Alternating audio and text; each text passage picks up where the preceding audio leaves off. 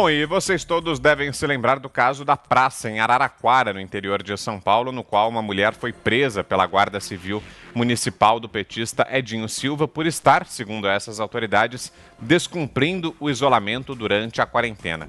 Para preservar a identidade dela, vamos identificar essa mulher, sobre quem falamos muito aqui no programa, inclusive, apenas como Silvana. Nossa produção conversou com a Silvana e descobriu novidades sobre o caso, ainda não divulgadas. Ela nos relata que teve uma costela quebrada durante o episódio. Temos aí? Eles quebraram minha costela no dia, né? Que eles me prenderam lá na praça, me machucaram lá na praça, aquelas pessoas. E na quarta-feira, eu tentei, depois do acontecido, na mesma semana do acontecido, eu tentei voltar minhas atividades físicas na praça. Até fiz atividade naquele dia, só que na hora de dormir eu sentia muitas dores no corpo, né? E eu falei, não, a adrenalina estava alta, eu falei, não, vou esperar um pouco para ver se para essas dores, depois eu volto ao normal, vou esperar uns dias. Aí passou uns 10 dias, as outras dores que eu tava no meu corpo passaram, machucados, roxeados, tudo passou, e eu continuei com uma dor do lado direito da altura da costela, entendeu? E eu não sabia o que que era, isso doía muito na hora de dormir. Aí eu fui no médico, aí eu solicitou um raio-x, eu fui no laboratório, no outro dia já fiz o raio-x e deu uma pequena solução de descontinuidade, né? De continuidade. Que significa o quê? Que ele quebrou, deu uma quebrada, quebrou a costela. Não chegou a soltar totalmente, mas ela quebrou, entendeu? Aí ele falou assim, que realmente esse desconforto à noite é por causa disso, porque dói mais à noite. Porque como eu sou uma pessoa canhota, eu faço todas as minhas atividades com a mão esquerda, né? Então não sentia muito impacto na mão direita. Era somente mais na hora de dormir mesmo que eu sentia as dores muito forte. E aí a gente pediu um adendo lá pro delegado, ele deu, fomos lá no ML, entreguei pro médico o exame, o laudo, ele anotou que estava no laudo, lá no ML, só que eles não incluíram essa questão no inquérito. A Silvana também contou como foi o dia da prisão. Vamos ouvir. Depois que eles me levaram lá no dia do acontecido, lá da praça, eles me levaram para a delegacia algemada. Eu fiquei em torno de 1 hora algemada, dentro de uma cela. E a GCM sentada numa mesa, porque é uma sala que tem 2 celas no fundo e uma mesa de escritório na frente, assim. Ela ficou sentada, eu algemada e eu escutando. Ela ligou, colocou o celular na rádio, escutando ela, a rádio me zombando, entendeu? Escutando a rádio me zombando e me xingando de que era louca, eu tinha fugido do Kaibachurt, que história é essa de China, de comunista e não sei o que era uma louca, entendeu? E me desqualificando, zombando na rádio, eu lá presa na cela, e o delegado pedindo a minha identificação, eu falei que eu não ia me identificar, porque o jornalista estava lá na espreita, com o telefone na mão, esperando me identificar para passar meu nome para a rádio, para continuar me zombando mais ainda, por isso que eu não passei minha identificação para o delegado, e eles continuaram insistindo e me ameaçando de levar para o presídio, se você não se identificar, eu vou te levar para o presídio, 3 vezes me falaram isso, eu falei, eu não vou me identificar nessa situação, eu não vou me identificar nessa situação que está aqui, eu não vou. E, sabe, e aí eles, tanto é que no dia do programa lá, que do acontecido meu, que é ao vivo, né, de manhã, eles prolongaram o tempo do programa em 15 minutos, só por causa do meu caso, para ver se conseguia minha identificação para passar na rádio, entendeu? Para passar meu nome, colocar meu nome na rádio. Aí, como já estava terminando o programa, provavelmente eles viram que eu não ia conseguir, simplesmente o escrivão, foi lá mandar soltar minha algema, me tirar da cela, sem falar uma palavra, entendeu? Um A, assim, tipo assim, ó, você tá indo embora por isso, você tá indo embora por aquilo. O programa, citado aí pela Silvana, é o do jornalista José Carlos Madalena, de uma rádio da cidade de Araraquara. Nós também conversamos com o advogado da Silvana, Jean Martins Alves, que nos explicou a situação jurídica do caso.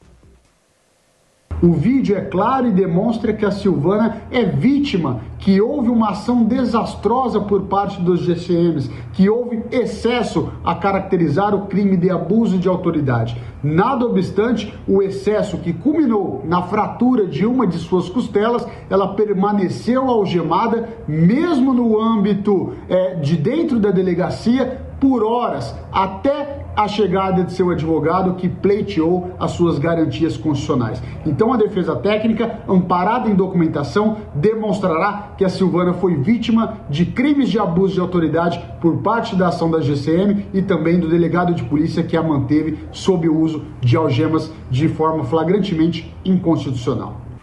Muito bem, aí então a palavra do Dr. Jean, advogado da Silvana, quem a gente agradece também. Vamos falar mais sobre isso. Augusto, Zé Maria, Fiuza, quero ouvi-los também. Augusto, e pelo relato da Silvana, dá pra gente ter uma dimensão da violência com que foi feita essa abordagem lá em Araraquara, né?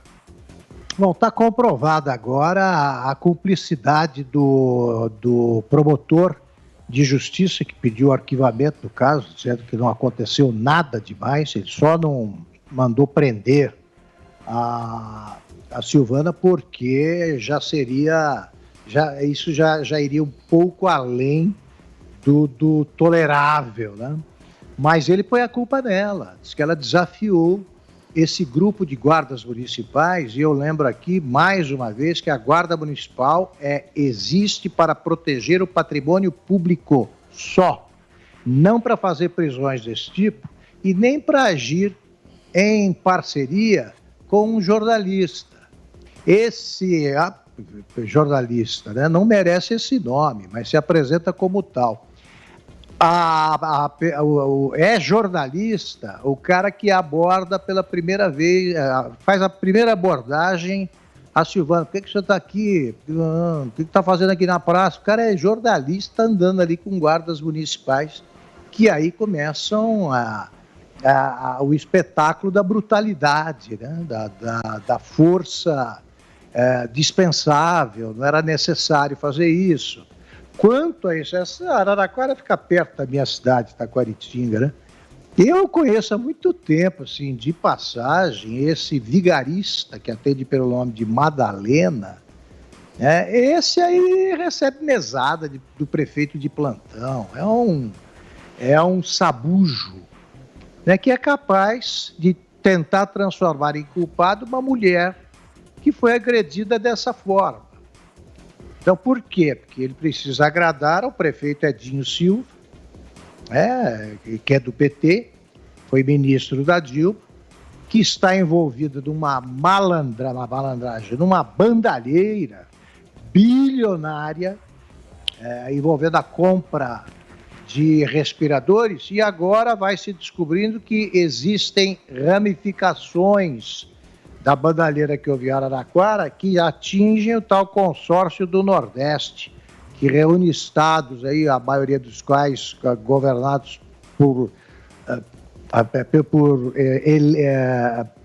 eleitos por partidos satélites do PT ou pelo próprio PT, e que compraram respiradores. Fizeram compras superfaturadas de respiradores e gastaram mais alguns bilhões. Esses vão ter que responder por isso. O prefeito Edinho Silva se manifestou de maneira arrogante ao comentar o caso pela primeira vez, tentando também ele transformar a vítima em culpado. E olha, quem nos assiste acompanha aí também as imagens que a Silvana encaminhou para a gente do raio-x da costela dela, que foi quebrada nessa ação dos GCMs, e das lesões que ela sofreu. Tá tudo aí na tela para você que nos assiste, corroborando então o relato que a gente trouxe agora há pouco. Zé Maria. Olha, Vitor, aqui mesmo nos Pingos nos Is, eu reclamei muito sobre o roubo desta ideia de abuso de autoridade, que é um nome pesado, que foi utilizado pelo projeto encabeçado pelo ex-presidente do Senado, Renan Calheiros, e que acabou sendo aprovado no Congresso Nacional. Por que eu disse isso? Porque todos defendem uma lei que regulamente muito firme o abuso de autoridade. Porque a autoridade, ela age não em nome próprio, mas em nome do Estado.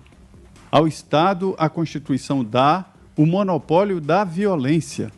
Mas para agir em nome do Estado é preciso estar com a lei, ao lado da lei. Ao cidadão comum, ele só é obrigado a fazer alguma coisa em virtude da lei. Já o representante do Estado só pode fazer alguma coisa, só pode fazer algo se a lei determinar. Não é fazer algo que a lei não proíba, só pode fazer algo que a lei determine. Essas pessoas agiram com a força do Estado, né? E agiram contra a lei. Não existe lei que obrigue ninguém a não ir no local público. Não existe. Mesmo esta legislação que foi apresentada pelo ex-ministro Sérgio Moro e aprovada no Congresso às pressas para um momento de pandemia, mesmo esta legislação, ela não dá suporte a esses indivíduos que, com a arma do Estado, com a farda do Estado, fizeram esse tipo de agressão a um cidadão. são os guardas municipais de Araraquara. Essa lei poderia até dar guarida se ela fosse positiva, se ela estivesse com Covid e estivesse intencionalmente tentando transmitir. Aí sim, seria o caso de contenção, mas uma contenção não para agredir covardemente uma mulher assim. Eu queria saber se fosse um homem forte, que eles fariam a mesma coisa de quebrar a costela dele. É evidente que não. Então, assim, eu acho que ela está correta em agora agir legalmente e, em vez de resistir e tal, faça isso legalmente, constitua um advogado e vá atrás desses indivíduos covardes que fizeram isso com ela, né? Isso é um absurdo e um exemplo muito claro de abuso do poder.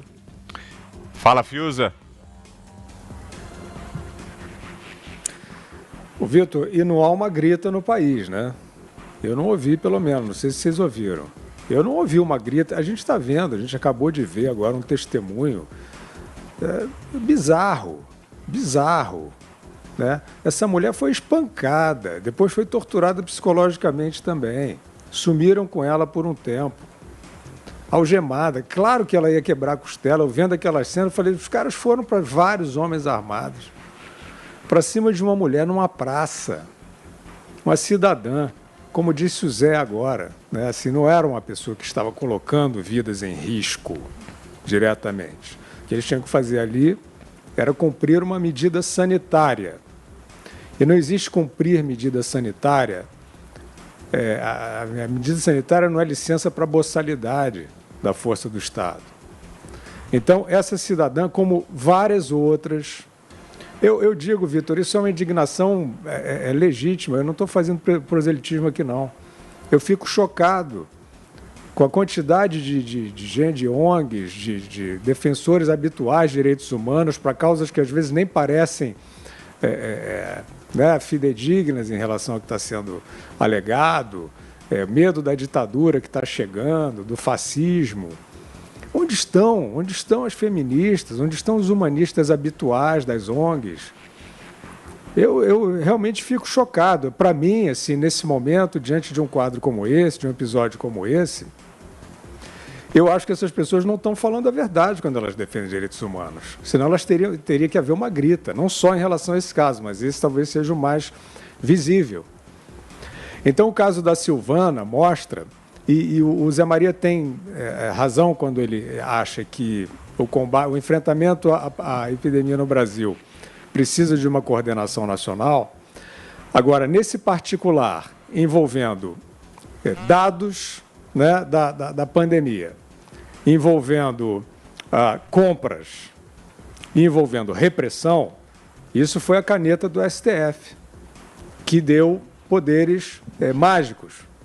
E tanto que cada gestor fez do seu jeito, né? Tinha o Witzel, tinha o Sub-Witzel, lá em Niterói, que barbarizou também, pior do que o Witzel. Arrastou mulheres que estavam andando pelo calçadão de Icaraí, a linda praia de Icaraí. Cena de ditadura. O pessoal que fica com esse fetiche aí de ditadura, fascismo está chegando, ninguém falou nada. Estavam onde? Na quarentena VIP? Eu não sei onde estavam. As pessoas preocupadas com as vidas. Hélder Barbalho, no Pará, né, em cenas de filme B, de ditadura, de quinta categoria, né, afirmando que iam prender, né, e essas afirmações, essas bravatas desses tiranetes foram feitas aí em público e eu não vi ninguém gritar, dizer, e a democracia? Então, eles cumpriram. Eles foram lá e desceram o sarrafo na população, sob pretexto de cumprir medida sanitária, o que não é defensável em lugar nenhum. Eu espero, Vitor, que o depoimento da Silvana, mostrado aqui exclusivamente pela Jovem Pan, pelos Pingos nos Is, seja um marco, que ele demarque a tolerância que não é mais possível com arroubos, porque você não tem a dúvida de que esses tiranetes vão tentar continuar, se eles não forem derrubados e presos, a exercer esse autoritarismo sobre a população. Você não tem a dúvida disso.